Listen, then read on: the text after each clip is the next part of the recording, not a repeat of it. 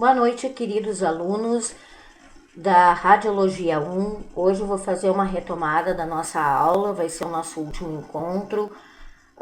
Eu achei que já tinha encerrado ali em abril, mas eu acho que na hora de fazer os cálculos a direção se enganou ali no número de aulas, ou seja, eu vou fazer um resumão, tá? Da onde eu me lembro que eu parei na apostila ali, que foi as funções do administrador. Vou tentar ser breve, tá?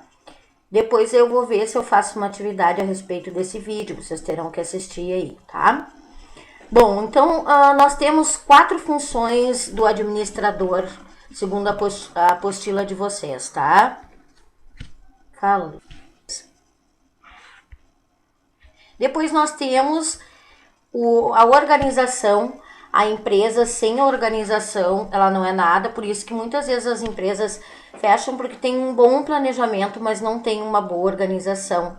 Então a gente precisa organizar o trabalho, precisa organizar as pessoas, o maquinário, a matéria-prima, a tecnologia, a infraestrutura, tudo isso faz parte, e principalmente as finanças, que é a parte maior da função do administrador.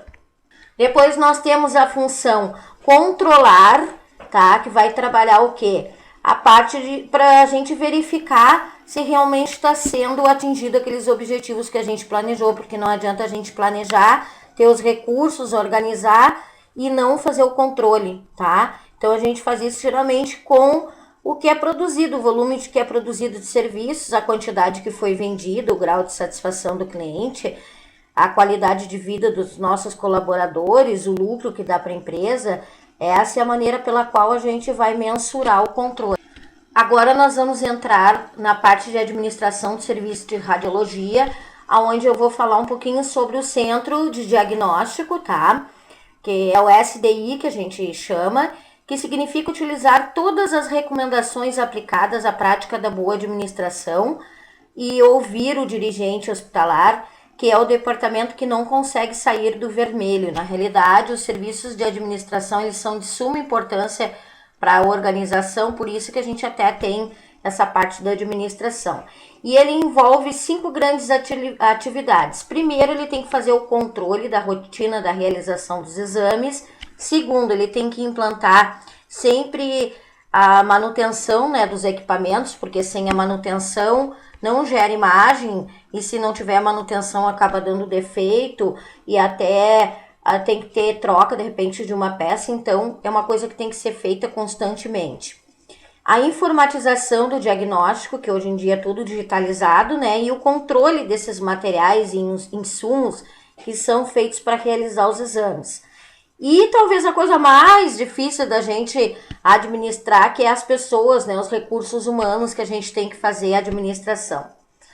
Depois disso ali a gente tem o controle, né, qual é os exames que a gente geralmente vai fazer o controle, seriam os exames radiodiagnósticos com contraste, né, depois vem as biópsias, eu não vou entrar muito aqui, né, a fundo, porque vocês já têm isso em técnicas radiológicas.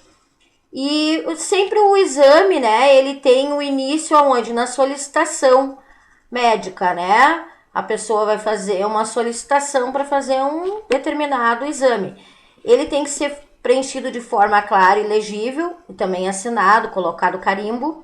Alguns exames têm que ser pré-agendados, porque são de contraste, por exemplo, como a mamografia, tomografia, ressonância magnética. São exames que têm que ser previamente agendados, tá? E uma vez o paciente na sala de radiologia, ele vai receber as vestimentas adequadas, né, para o procedimento radiológico. E, se necessário, vai ter assistência da enfermagem para fazer isso aí, né? Realizado o procedimento, o médico radiologista ele vai dar o parecer para dar continuidade ao exame, né, com os objetivos diagnósticos. Uma vez concluído, o paciente é novamente reconduzido à sala de recepção para receber o protocolo de retirada do exame, ou muitas vezes tem locais que já fica pronto o exame ali em 1 hora, meia hora, depende da clínica, tá? E aí o médico vai fazer esse laudo, né, encaminhar esse laudo, digitação, né, para depois haver a retirada do exame, tá? Então, qual é o controle da rotina? Pedido de exames, recepção, sala de exames, tem no fluxograma de vocês ali na apostila, né?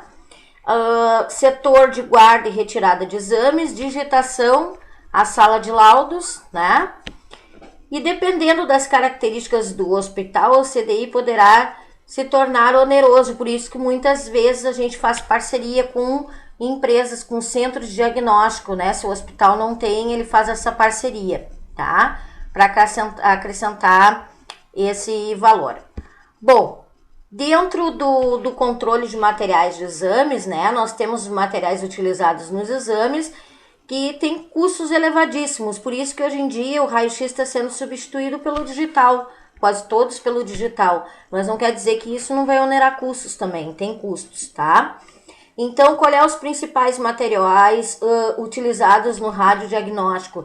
São os filmes radiológicos, os meios de contraste, os dispositivos de armazenamento de imagens, CDs, disco óticos, fitas magnéticas quase não se usa muito, tá? É mais hoje em dia o disco rígido, nuvem que se usa, pendrive, né? Catéteres e instrumentos descartáveis, né?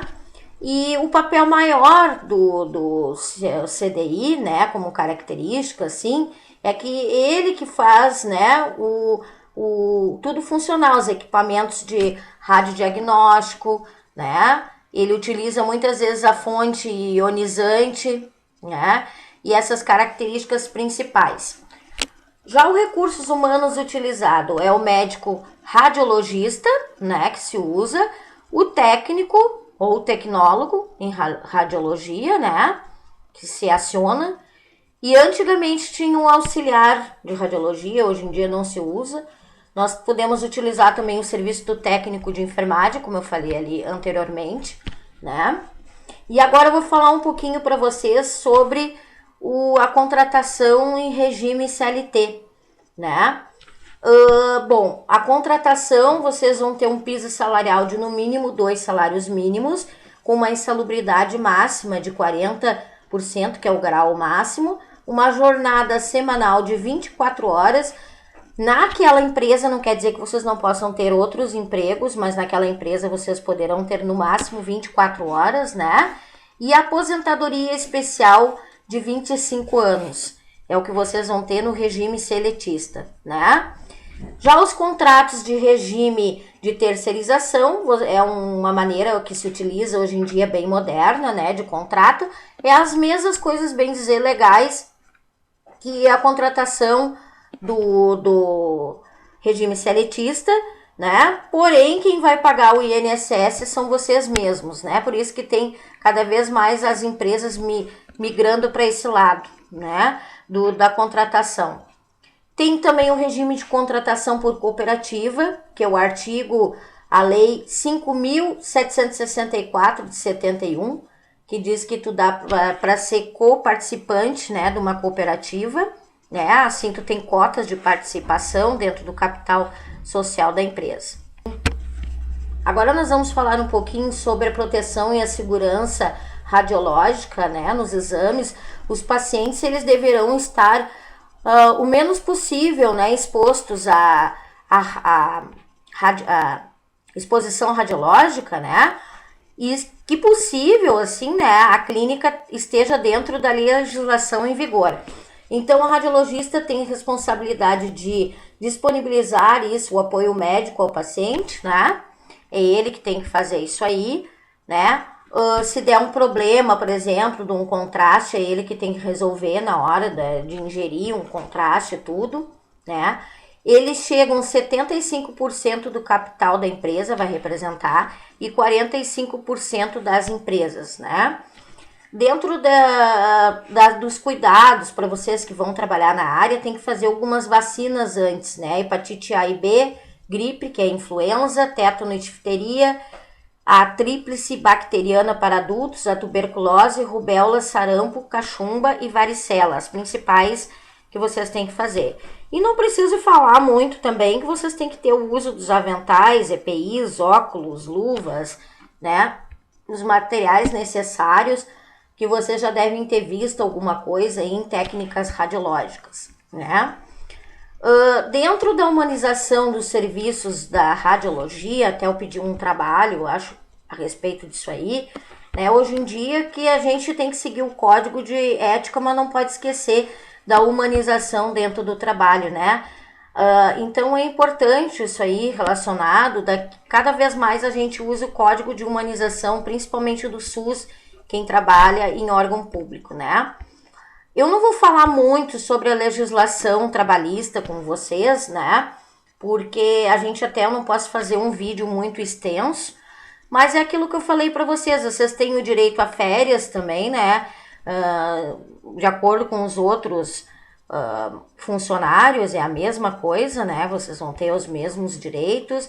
Tem direito a faltas também, que nem os outros funcionários, aos auxílios doença, auxílio maternidade, abono permanência, vocês têm direito, né? Se aposentar caso dê um problema por invalidez também, né?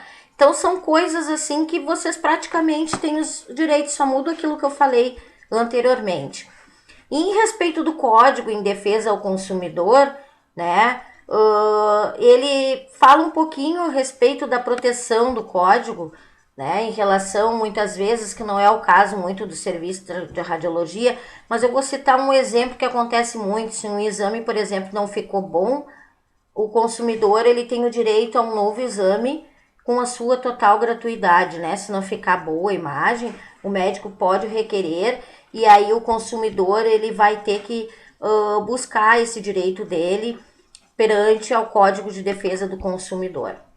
Bom, espero que vocês tenham mais ou menos tirado as dúvidas. Depois eu já vou fazer algumas perguntas em relação a esse vídeo para mandar para vocês.